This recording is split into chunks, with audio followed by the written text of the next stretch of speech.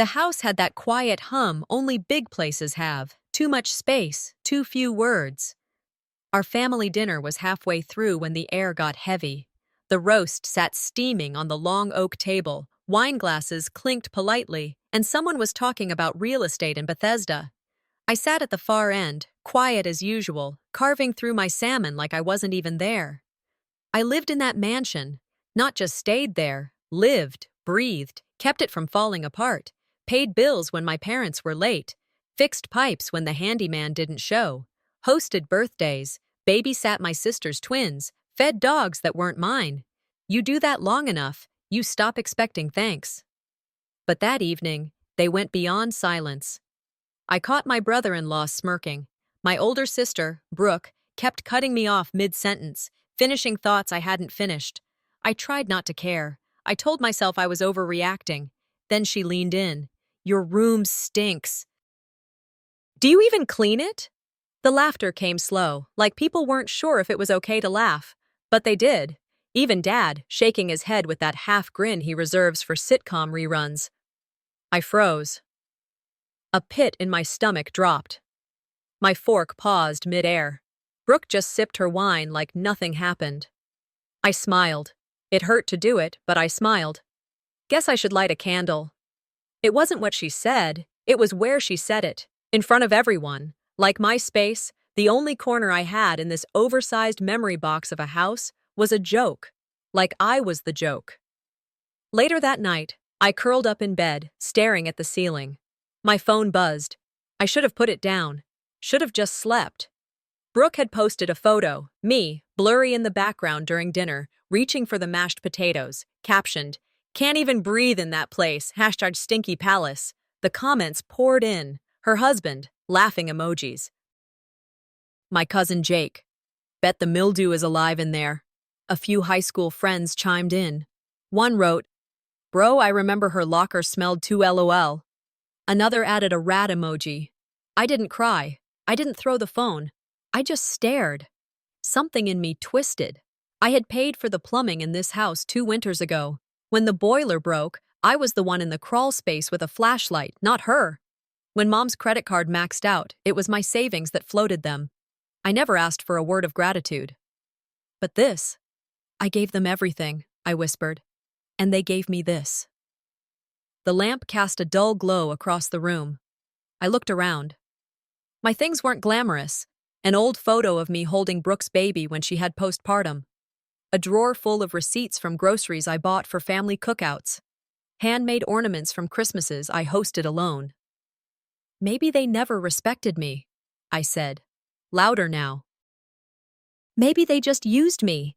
I thought back to the time I canceled my beach trip to help Brooke move. I remembered wiring Dad money to avoid foreclosure. All those moments I told myself I was doing the right thing. Maybe the right thing was leaving. The next morning, I didn't show up for breakfast. First time in years. No one came knocking. They probably assumed I was pouting. Let them. I packed only what mattered. My laptop, a change of clothes, that photo of me and Mom from when I was 10. I tucked it in my bag like it was fragile, like I still believed parts of this house held meaning. While packing, I noticed the old shoebox under my bed. Inside were vintage items, letters from Grandpa, Dad's army dog tags, Mom's recipe cards in her curly handwriting. Things no one else cared about. I'd saved them, kept them safe. That's when I remembered something. An old collector who once asked about our family history. He had offered to buy memorabilia with strong provenance. Back then, I said no. Now felt different. I called him. "I'm open to a conversation," I said. He was thrilled. "Could come by tomorrow." Before hanging up, I said, "It's not just old junk. It's the truth no one wanted." Before leaving, I emailed the family lawyer. Simple request. Set a meeting. I needed clarity about the house. My name was on the original co-ownership papers. They forgot that. I didn't. I didn't slam the door when I left. Didn't pack out loud or storm the hallway. Just slipped out. As I stepped out the door, for the first time, I didn't feel like I was leaving home. I felt like I was escaping it. The walls of my new studio were bare, off-white, too bright in the morning, too cold at night. It smelled like bleach and empty promises. I hadn't touched that savings account in 10 years, but I cracked it open like a survival kit, just enough for first and last month's rent. One key, one room, one window that faced an alley and a dumpster. Still, it was mine. I called it mine. I didn't call the mansion anything anymore. Not home, not even our house. It was theirs now. Let them polish their marble countertops and rehearse their fake smiles. I was done pretending I belonged. There were no texts, no missed calls, no one asking where I was or if I was alive. Funny how easy it was to disappear when you were never really visible. So I started writing, not poems, not reflections. I started documenting dates, names, things they said, things I paid for. It felt like building a case, but not for court, just for my own sanity. If they ever questioned why I walked away, I wanted my answers straight. Paper doesn't lie. 2 days later, I was brewing instant coffee when the phone rang. I didn't recognize the number. It was Mom. "Oh, there you are," she said, like we'd just bumped into each other at a grocery store. "You weren't around to help with the garage this weekend." "I moved out," I said plainly. A pause. Then, in that tone she used when she wanted to sound kind but still cut deep, she replied, "You always were. Independent. Just like your Aunt Sylvia, with no husband or children. Always off doing her own thing." I didn't respond. There was no point. She kept talking about how the family was holding it together and how my sister had stepped up so well with the kids lately, then added, "Maybe this time away will help you figure things out." As if I was the unstable one. I hung up gently, let the silence settle. I sat on the edge of the bed and thought, all these years, was I ever anything more than a useful ghost to them? Did they even know me, or just the outline of someone they expected to serve? That night, I opened my old emails, stuff I had archived from helping Dad with the estate documents, back when he could barely log in himself. I remembered handling password resets, organizing cloud storage, downloading scans. There it was, an old folder labeled Draft Assets. One PDF stood out. Preliminary Distribution, Family Home. I clicked it open and froze. Centoya's name was listed as the sole recipient of the house, not co-owner, not partial, full, sole. I scrolled, thinking maybe I missed something. Nope. No mention of me. Not even a contingency. 2 years. That's how long I paid the property taxes. Quietly. Steadily. Even after Dad forgot to reimburse me, even when Brooke said she'd get me back soon. I told myself I did it for the family. Turns out they let me stay there because it was convenient, because I paid to keep their inheritance safe. I felt heat crawl up my spine. Not rage, just clarity. This wasn't a misunderstanding. It was a plan, a silent one, just like how they'd always treated me. Useful, disposable, invisible. The next morning, I walked into a legal aid office downtown. No appointment, just walked in and waited. I told the woman at the desk I had questions about shared ownership, about tenant rights, about financial contributions that weren't formally recognized. She nodded, pulled up a few forms. "Do you have proof of payment?" "I have receipts, bank transfers, even text messages." "That's a start," she said. "It may not get you the whole house, but it builds a case, especially if there's a paper trail." That phrase stuck with me. Paper trail. On the metro back, I started gathering everything I could think of. Bills I paid, screenshots of thank you messages, even photos from birthdays I hosted. Every time they leaned on me, I had proof. This wasn't revenge. This was fairness. This was reclaiming the parts of myself I gave away too freely. Back in my studio, I taped a cheap whiteboard to the wall. Drew 2 columns, one for feelings, one for actions. On the left, I wrote, used, ignored, mocked. On the right, legal meeting, asset list, 30-day plan. I wasn't crying anymore. I was mapping. Forgiveness doesn't mean silence. It means survival. I heard that once, can't even remember where, but it landed like gospel now. I ordered shipping boxes online, started listing the family antiques I'd stored in my closet, things no one cared about until they saw dollar signs. They wanted to pretend I never mattered. I was about to remind them, in writing and in cash. I woke that Wednesday feeling lighter, like the air in my lungs finally had room. The studio apartment, though small, felt like a refuge. I made coffee, sat by the window, legal papers spread out on the table, no ringing phones, no text bubbles flashing, just morning sunlight, dust motes dancing, and me alone with truth. Sometimes silence is louder than cruelty. It confirms your place. I dug through my email. The family newsletter landed in my inbox, a forwarded update by Cintoya. I scrolled down to my name. Under Updates from Our Kin, it said, Celeste is off exploring her path, still single, still figuring it out. There was that familiar tone, pity wrapped in misspoken respect. They didn't meet me where I was, they described me from where they stood. My name in print echoed like an announcement. She's missing. She's an other. Later that afternoon, I walked to the grocery store, basket clinking, list in hand, distracted. I saw Mrs. Larson from church standing at the deli counter with Mrs. Howard, talking low. I hope she finds herself soon.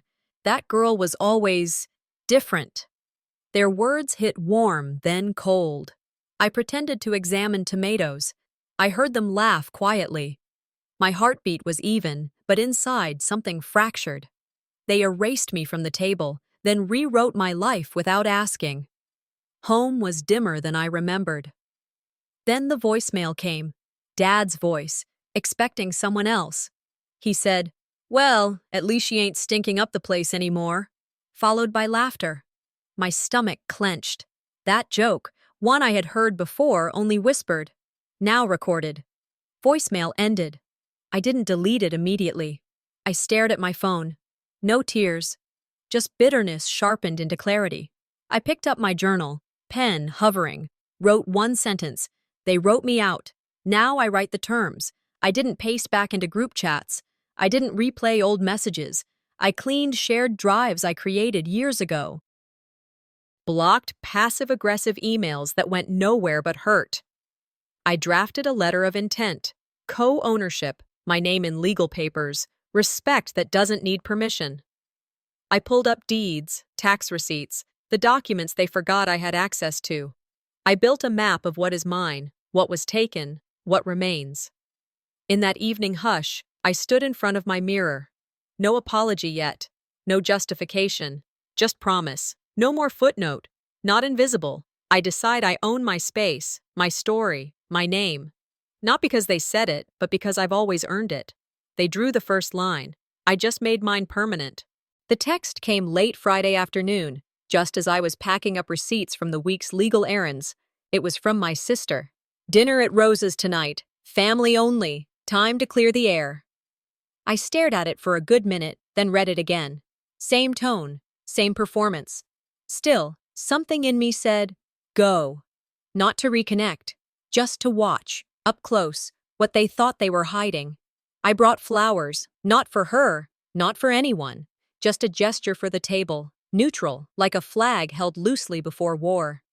I arrived 20 minutes early, enough time to walk the room, pick a seat, claim my angle. I chose the end, not too close to the noise, not too far from the exits. They arrived in pairs. Cintoya, always 2 steps behind Dad. She smiled like she was running for office. Someone made small talk about the traffic. I nodded, gave short answers. Then came the real lines, wrapped in grins. So how's your little independence project going? I sipped water. Efficient. That was all. I saw their eyes trade looks, like I was supposed to crumble politely. Not tonight. Dinner moved slow. They filled the silence with stories about people I didn't miss. Then came dessert. Someone passed around their phone with a laugh. You have to see this! I glanced and stopped. It was my photo, my name, a fundraiser. The screen read, Help Celeste Heal, a family-led effort to support her recovery. Beneath it, struggling with mental fatigue and isolation, she needs our love and help to rebuild. My picture, an old one I didn't authorize. Underneath it, $4,372 raised. The table quieted. Eyes darted. Cintoya reached for the phone. We were just trying to help. My voice was steady. Whose bank account is the money in? Silence. A cough. Then Dad. You're overreacting. She was trying to help. I leaned forward, soft but sharp. That's identity theft. I'm pressing charges. The words didn't rise. They landed, flat and final. You wouldn't do that to your own sister, Dad muttered, half threat, half plea. I stood up, still calm. You're right, I wouldn't, but I'd do it to a stranger who used me for profit, and that's what she is now. I left the flowers behind. No need to carry a gesture that meant nothing anymore. Walking back through the parking lot, I didn't cry. I didn't shake. I just knew. It's one thing to be ignored, another to be commodified. At home, I opened my laptop. Typed slowly, carefully. I knew this wasn't just anger. It was evidence. I pulled screenshots, copied terms of use, flagged donation amounts, contacted a lawyer I once worked with on a condo zoning dispute. I asked if we could talk Monday. His reply came fast. Absolutely. I wasn't looking to punish. I was reclaiming my name, my image, my story. They wanted to use love as a lever, to tug guilt, to pull me back into line, but I wasn't dangling anymore. From this point on, they'd learn, you can't sell someone's silence, then be surprised when she speaks. If they wanted a spectacle, they were about to get the show of a lifetime. I woke before dawn to the sound of my phone buzzing. It was Mom. I sat up in the dark, heart already heavy, half expecting an apology. Didn't get one. Her voice came low, shaky. I heard what you did, she said. You're humiliating the family, airing dirty laundry, making people at church upset. She called me peacekeeper. She said she didn't understand why I stopped smiling.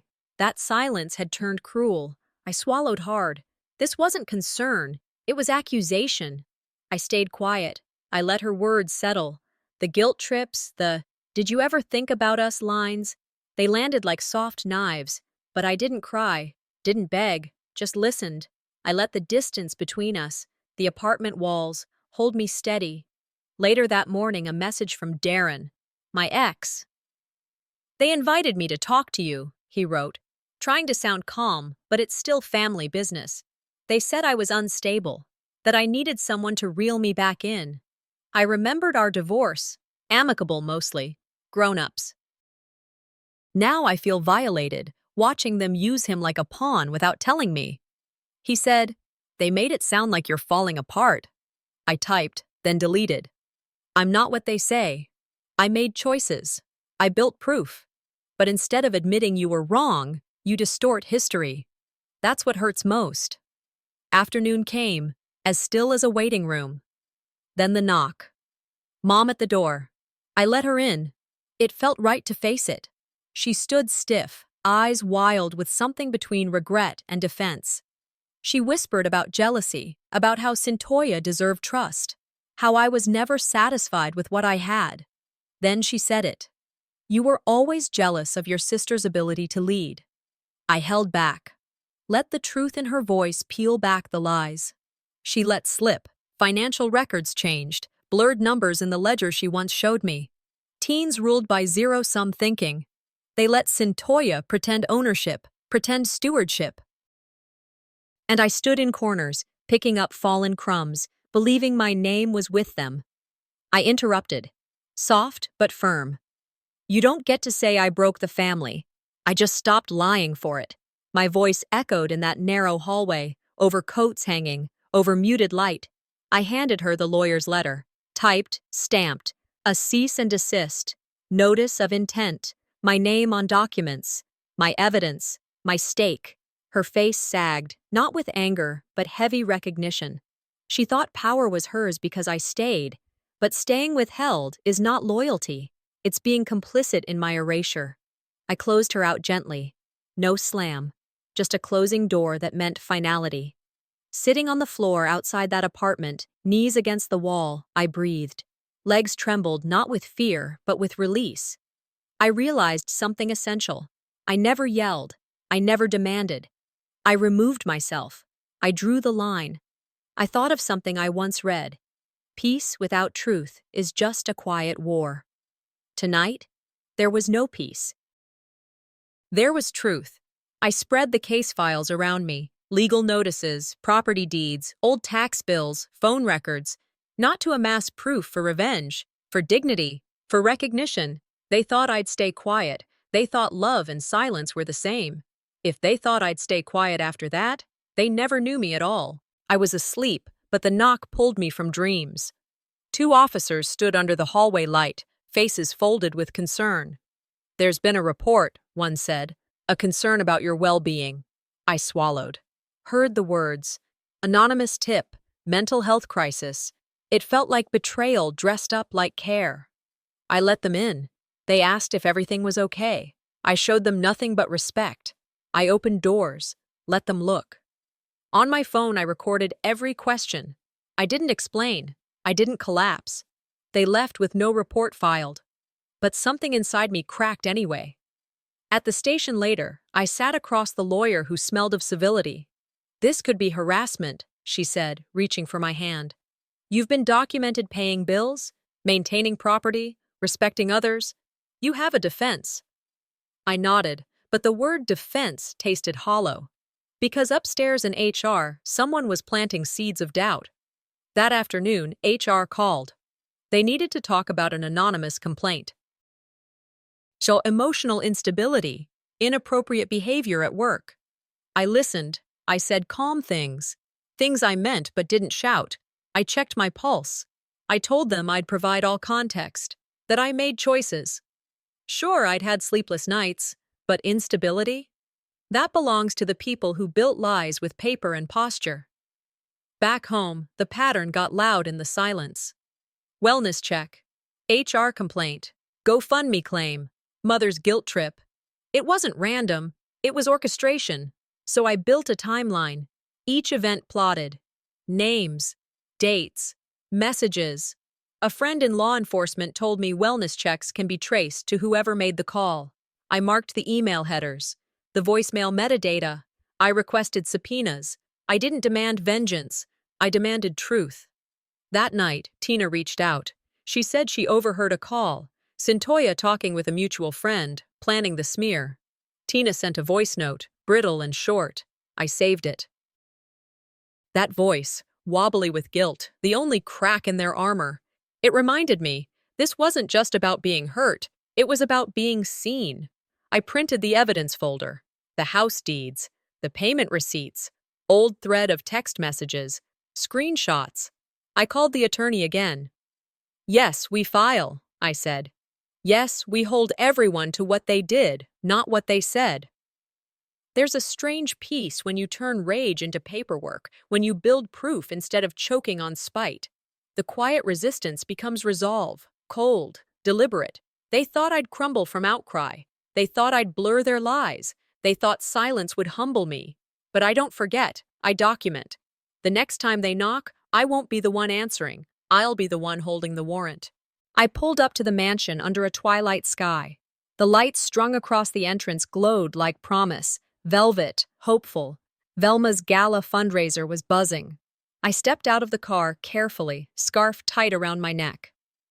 "Always the quiet one," it whispered back. The guests gave polite nods. Some recognized me, some stiffened. I carried my posture like armor, my hands clasped around the bouquet I hadn't wanted to bring.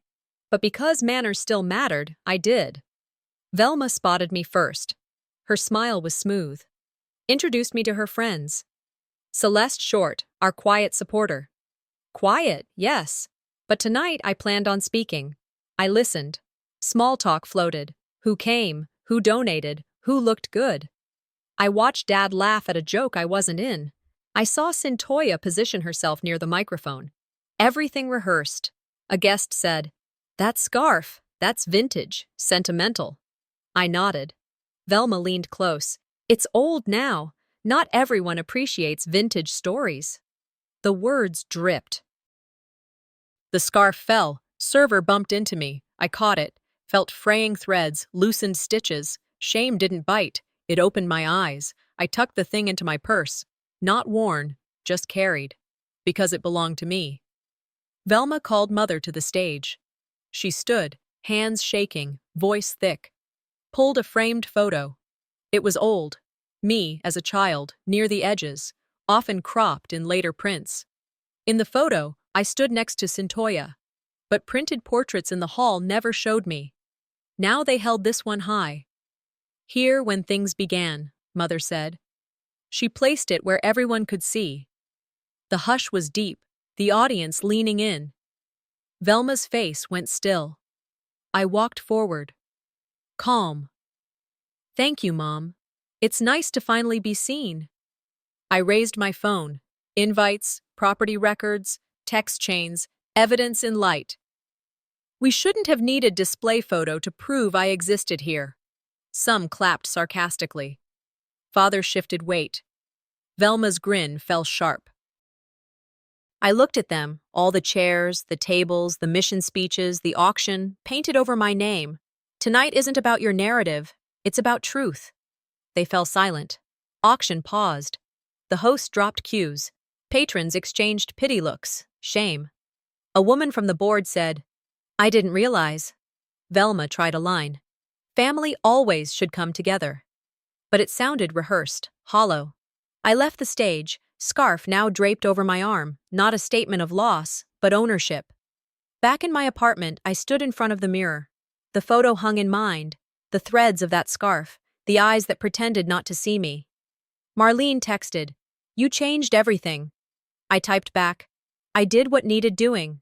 I reached out to a journalist I trusted, someone who writes about truth under polite lies. "I have a story," I said. "They built monuments with my absence." I sent them pictures, documents, every chopped photo, every ledger that left me out. These were proof. Not vengeance, meaning, tonight I was unmasked, not in anger, but in clarity. And while the night ended, I didn't feel small. I felt whole. I walked through my front door just after sunset, groceries in hand, and noticed a plain white envelope slipped under the door. No name, no return address. I dropped the bags quietly, picked it up. The typed note read, "Drop it, or we'll bury you in lies you won't escape." My hands didn't shake. I stared at the words, breath shallow. This wasn't fear. This was something colder, precise, cowardice wrapped in threat. I placed the envelope and fingers intact into a plastic sleeve. I photographed it. Emailed my lawyer. Every single detail logged. When truth shakes someone's throne, desperation writes letters. That evening, Trevor from the podcast messaged, "You need to see this clip." I paused the show I was watching and pressed play. It was me, at that same restaurant last week. Voice raised, face red, but edited. They blurred my eyes. They cropped what I said. Caption: Unstable ex-daughter lashes out in public. Comments spilled, mental illness claims, theft allegations, betrayal accusations. I felt my heart sink. But then I remembered. Restaurant manager, security cameras, receipts. I called, requested footage.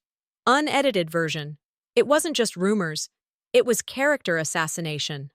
I sat at my desk, spreading files, old invoices, payment records, screenshots, texts.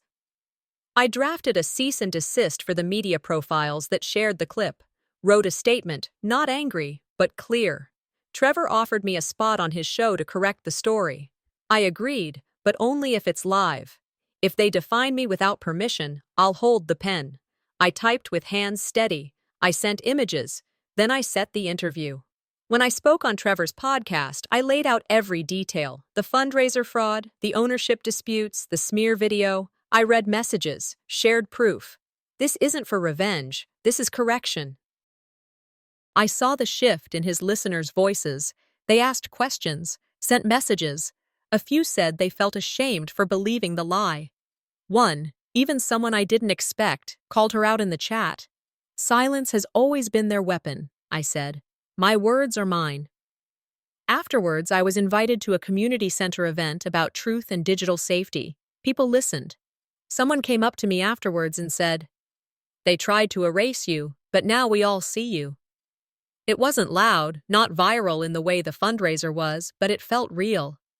Someone held my hand. Someone believed me. They played their last card, and it was a forged one.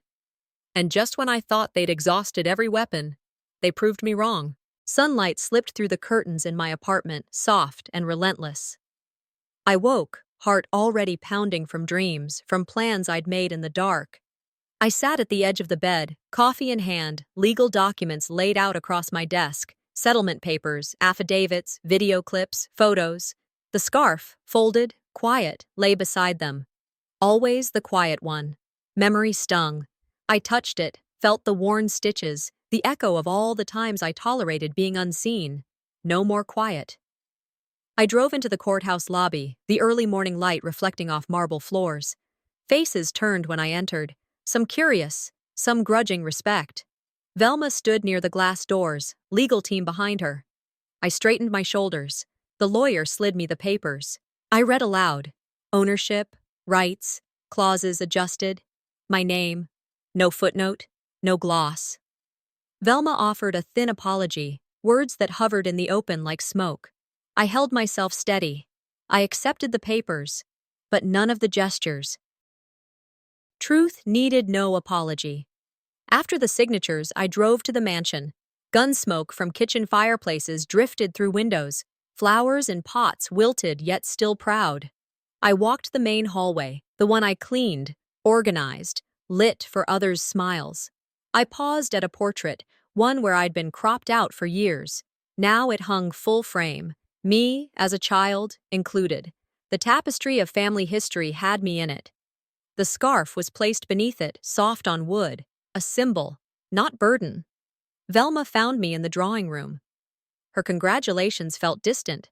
I responded, I didn't come back for congratulations. I came back for my dignity. Mother looked away. Father watched in silence. Velma tried to say, if only you asked sooner. But I stopped her. Asking didn't matter. Being erased didn't need permission. No shouting, no collapse, just words weighted with years of silence. Guests shifted. Their eyes saw me differently now. Outside, in the garden, dew clung to petals. I plucked a rose, soft, trembling, and placed it by the scarf under the portrait. I thought, I didn't need to break them. I just needed to stand. A woman from the gala, someone I barely knew, called my name. Well done, Celeste. I nodded, felt whole, not perfect, but whole. I walked away that morning. Car pulled onto the road. The mansion receded. Legal titles in my glove box. Proof in my wallet. Memory in my heart. Healing ahead, whether they like it or not. I used to belong quietly. Now I belong by choice.